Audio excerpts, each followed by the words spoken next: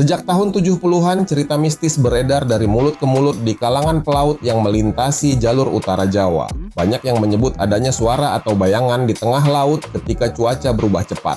Cerita itu berasal dari pengalaman nelayan yang kehilangan rekan atau menemukan kapal kecil tanpa awak. Pada masa ketika akses informasi masih terbatas, penjelasan gaib seringkali dipakai orang-orang untuk menjawab hal-hal fenomenal yang belum memiliki penjelasan ilmiah. Beberapa kapal nelayan melaporkan mendengar bunyi seperti tiupan panjang di malam hari yang tidak berasal dari arah angin. Ada juga laporan tentang lampu kecil bergerak di permukaan laut yang dianggap sebagai tanda kehadiran sesuatu. Nelayan setempat menafsirkan fenomena cahaya itu sebagai pertanda buruk sebelum cuaca memburuk. Dalam praktek sehari-hari, isyarat alam dan kepercayaan lokal sering bercampur. Pada tahun-tahun berikutnya, muncul kisah tentang kapal tanpa awak yang terlihat di perairan Masalembo. Beberapa saksi mengaku melihat kapal kayu kecil mengapung tanpa suara di tengah gelombang, lalu hilang saat didekati. Cerita ini menyebar luas meski tidak ada dokumentasi resmi. Pola hilangnya kapal nelayan kecil kemudian dihubungkan secara otomatis dengan cerita tersebut. Media mulai mengangkat sisi mistis Masalembo setelah meningkatnya liputan kecelakaan transportasi di kawasan itu pada 70-an hingga 80-an. Penyebutan istilah segitiga dan jalur angker memperkuat persepsi bahwa ada sesuatu di luar nalar di sana. Pemberitaan semacam ini mulai viral lagi ketika insiden Adam Air 574 terjadi pada tahun 2007. Publik kemudian melihat setiap kejadian di kawasan itu sebagai bagian dari pola yang sama. Banyak kisah dari para pelaut yang menyebut bahwa wilayah itu adalah wilayah laut yang tidak boleh didatangi pada saat bulan-bulan tertentu. Mereka mengaitkannya dengan musim angin yang memang membuat gelombang tidak stabil. Namun, tanpa penjelasan meteorologi yang memadai, cerita itu dianggap sebagai larangan berbasis pengalaman gaib. Muncul pula cerita tentang sebuah pusaran gelap raksasa yang dianggap bisa menyedot kapal atau pesawat. Narasi ini berkembang dari kesaksian para nelayan yang melihat arus kuat di titik-titik tertentu. Arus semacam itu sebenarnya umum di perairan dengan pertemuan massa air. Tetapi karena tidak dijelaskan secara ilmiah saat itu, persepsinya menjadi berbeda. Dari sinilah unsur mistis mulai mendapat tempat. Dalam beberapa laporan lisan, pilot dan pelaut menyebut adanya gangguan kompas yang membuat arah kapal tiba-tiba tidak stabil. Perubahan magnetik semacam itu sebenarnya bisa dipicu badai lokal atau kerusakan teknis. Tetapi, tanpa pengecekan alat, gangguan tersebut mudah dianggap sebagai gejala kehadiran kekuatan mistis yang tak terlihat. Cerita itu kemudian diturunkan dari generasi ke generasi sebagai bagian dari narasi di kawasan perairan Masalembo. Rentetan kisah mistis tersebut tidak berdiri sendiri, melainkan tumbuh di tengah ketidakpastian data kecelakaan yang terjadi di wilayah itu sejak 70-an. Ketika insiden pelayaran dan penerbangan meningkat, publik mencari penjelasan yang cepat dan mudah diterima insting manusia. Kisah gaib akhirnya menjadi bingkai keseluruhan narasi Masalembo. Meski ada beberapa kecelakaan di perairan ini, tetapi tragedi pada kapal motor penumpang Tampomas II menjadi kejadian yang paling banyak menyita perhatian. Kapal Tampomas II adalah kapal laut penumpang yang terbakar di tengah perjalanan dan akhirnya karam di perairan Masalembo. Kejadian tersebut menyebabkan tewasnya ratusan penumpang. Kapal yang saat itu dinakodai oleh Kapten Abdul Rifai ini sedang menempuh perjalanan dari Jakarta menuju Sulawesi dan berakhir karam pada tanggal 27 Januari 1981. Karamnya Tampomas II menambah perhatian terhadap jalur Laut Jawa meski lokasinya tidak tepat di Masalembo. Liputan media ketika itu menyatukan rentetan insiden sebagai bagian dari satu kawasan berisiko. Penyatuan ini membuat publik mulai melihat adanya pola, meski datanya tidak konsisten. Pada 30 Desember 2006, kapal laut Senopati dinyatakan hilang sekitar pukul 3 dini hari. Cuaca buruk dinilai sebagai penyebab tenggelamnya kapal tersebut. Berdasarkan data penumpang, kapal ini mengangkut total 628 orang. Jumlah tersebut terdiri dari 542 penumpang.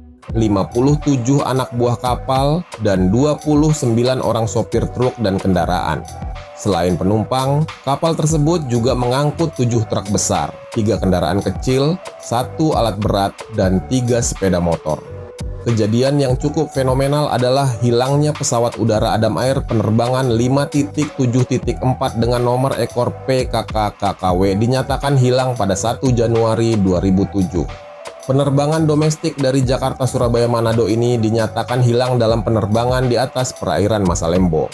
Pesawat ini sempat transit di kota Surabaya sebelum akhirnya hilang. Kotak hitam pesawat tersebut baru berhasil ditemukan 8 bulan kemudian di kedalaman 2.000 meter. Sebanyak 102 orang dinyatakan tewas dalam tragedi ini. Tragedi selanjutnya terjadi pada 19 Juli 2007, kapal motor Mutiara Indah dilaporkan tenggelam di perairan tersebut. Setelah tenggelamnya KM Mutiara, 7 hari kemudian disusul tenggelamnya KM Fajar Mas. KM Fajar Mas dinyatakan tenggelam pada 27 Juli 2007. Belum genap sebulan setelah kejadian KM Fajar Mas, Masalembo kembali menelan korban. Pada 16 Agustus 2007, KM Sumber Awal dinyatakan tenggelam di perairan yang sama. Lalu pada 11 Januari 2009, KM Teratai Prima tenggelam di perairan tersebut. Disebutkan kapal ini tenggelam karena diterpa angin puting beliung yang menyebabkan gelombang setinggi 2 meter. Berdasarkan kapasitasnya, kapal ini mampu menampung 300 orang. Saat kejadian, kapal ini mengangkut 267 orang penumpang dan diperkirakan ada 103 orang penumpang gelap. Dari kejadian tersebut, 36 orang berhasil selamat, sementara sisanya dinyatakan hilang. Setelah tak ada kejadian selama 8 tahun, pada tahun 2017 Masalembo kembali mencatat kejadian nahas. KMP Mutiara Sentosa 1 rute Surabaya Balikpapan mengalami kebakaran di perairan Masalembo. Kapal Mutiara yang berangkat dari Pelabuhan Tanjung Perak, Surabaya, mayoritas kendaraan yang diangkut adalah truk. Lokasi terbakarnya kapal berada sekitar 13 km timur laut dari Pulau Masalembo. Kapal tersebut membawa 178 orang, terdiri dari 134 penumpang dan 44 anak buah kapal. BNPB menyebutkan, awalnya terjadi kebakaran di kardeko kapal, tetapi tidak bisa dipadamkan dan api terus membesar. Dari kejadian tersebut, tim SAR berhasil mengevakuasi beberapa penumpang. Sementara itu, nelayan setempat menemukan 5 jenazah di laut yang diduga adalah para sopir truk yang melompat ke laut untuk menyelamatkan diri. Berbagai laporan investigasi dari kecelakaan besar sebenarnya tidak menemukan bukti anomali magnetik atau fenomena di luar penjelasan ilmiah. Temuan umumnya kembali pada kerusakan teknis, kesalahan navigasi, cuaca ekstrem, atau kombinasi beberapa faktor. Minimnya dokumentasi pada era terdahulu menyebabkan banyak insiden terlihat seperti kejadian mistis. Dalam 2 dekade terakhir, lembaga terkait mulai menyusun ulang basis data kecelakaan di kawasan ini untuk melihat apakah memang ada pola khusus. Hasil pemetaan ulang menunjukkan bahwa sebagian besar insiden terjadi pada musim angin kuat dan pada jalur transportasi paling padat. Data tersebut membantu menempatkan Masalembo sebagai wilayah dengan risiko teknis dan cuaca, bukan sebagai zona anomali.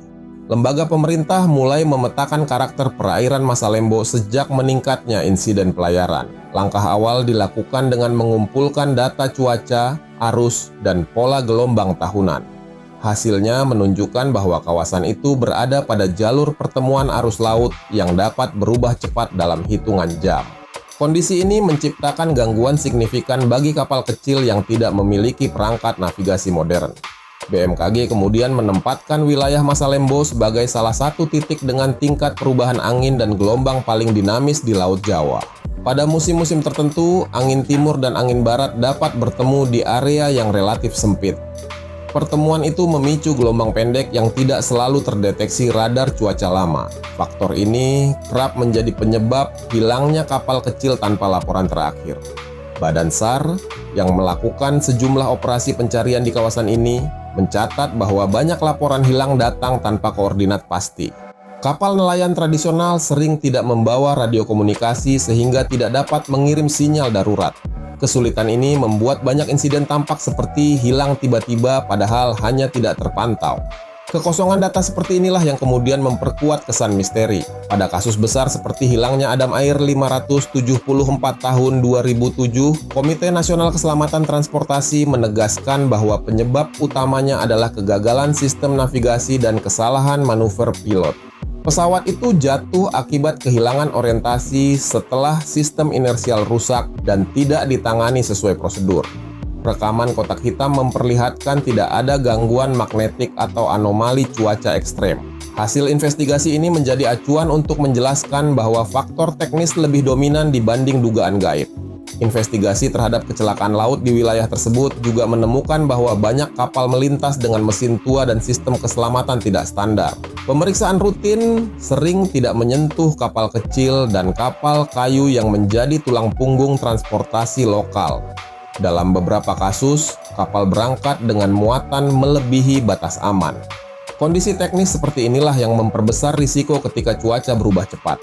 Penelitian oseanografi yang dilakukan beberapa kampus pada 1990-an hingga 2010 memperkuat temuan bahwa arus bawah di Masalembo memiliki pola fluktuatif. Arus ini dapat menciptakan pusaran kecil, tetapi tidak berada pada skala yang mampu menarik kapal besar atau pesawat. Namun, pusaran semacam itu cukup kuat untuk mengganggu perahu kecil yang berhenti atau bergerak lambat. Dalam kajian navigasi, tidak ditemukan laporan gangguan kompas permanen atau anomali geomagnetik di kawasan tersebut. Uji lapangan menunjukkan bahwa kompas hanya terganggu saat terjadi badai listrik atau ketika kapal menggunakan mesin dengan gangguan elektromagnetik internal. Gangguan tempelan besi tua di kapal juga bisa memengaruhi pembacaan arah. Hasil ini sekali lagi menunjukkan bahwa faktor internal lebih berpengaruh dibanding anomali alam. Kesimpulan umum dari berbagai lembaga adalah bahwa Masalembo bukan wilayah aneh secara ilmiah, melainkan kawasan dengan kombinasi risiko tinggi, cuaca labil, arus bertemu, pengawasan lemah, dan kapal-kapal yang tidak selalu laik laut. Ketika data teknis semakin lengkap, banyak kesan misteri dapat dijelaskan secara rasional. Namun, persepsi publik telanjur terbentuk bertahun-tahun sebelum kajian ilmiah dilakukan.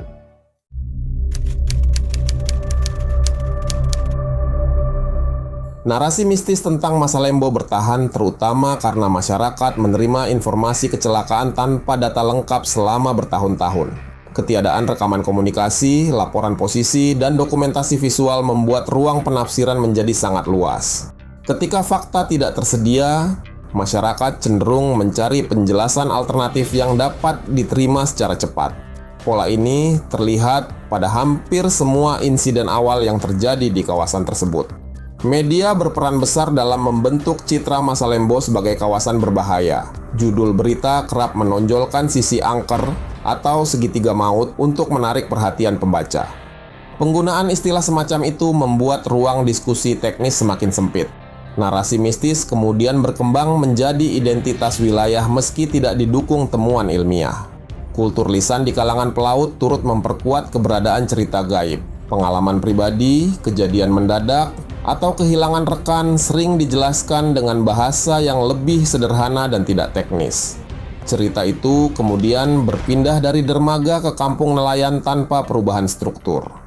Dalam konteks itu, unsur mistis berfungsi sebagai cara untuk memberi makna pada kejadian yang sulit dijelaskan.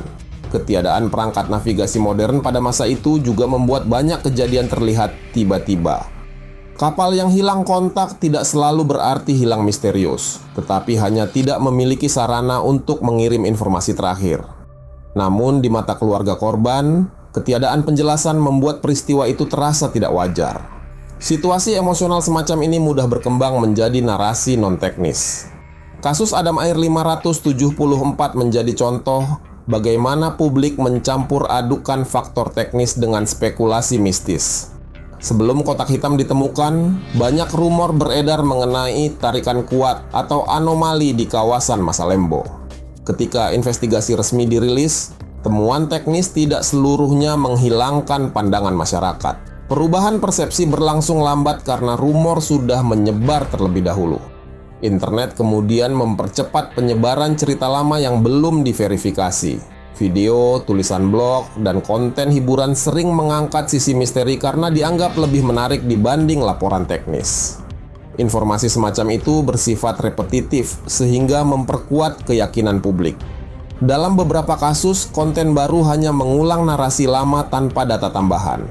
Masyarakat juga terbiasa mengaitkan lokasi-lokasi berisiko dengan unsur gaib sebagai bentuk penanda kewaspadaan.